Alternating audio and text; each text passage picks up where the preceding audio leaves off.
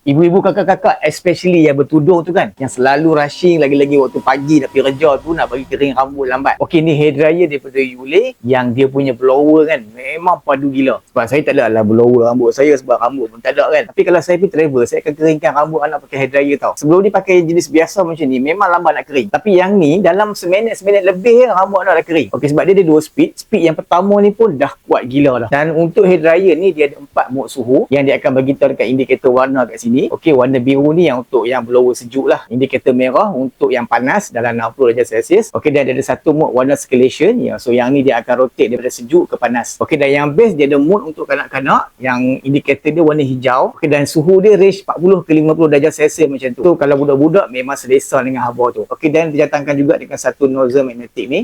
Okey, so dia punya angin tu lebih kecil lah. Okey, dan juga satu push bag untuk travel ni. So dengan saiz dia yang tak kecil, tak besar sangat. Lepas tu ringan. So buatkan dia memang sangat-sangat mesra travel. Dia ada 2 warna je. So yang saya ambil ni warna pink macam ni. So memang cantik gila. Okey, dekat bahagian ni pun dia ada macam filter. So kalau yang jenis selalu nak rushing, memang kena ada hair dryer daripada Yole. Okey, so kena grab cepat sebelum warna yang cun ni habis. Okay, link yang saya dah sediakan.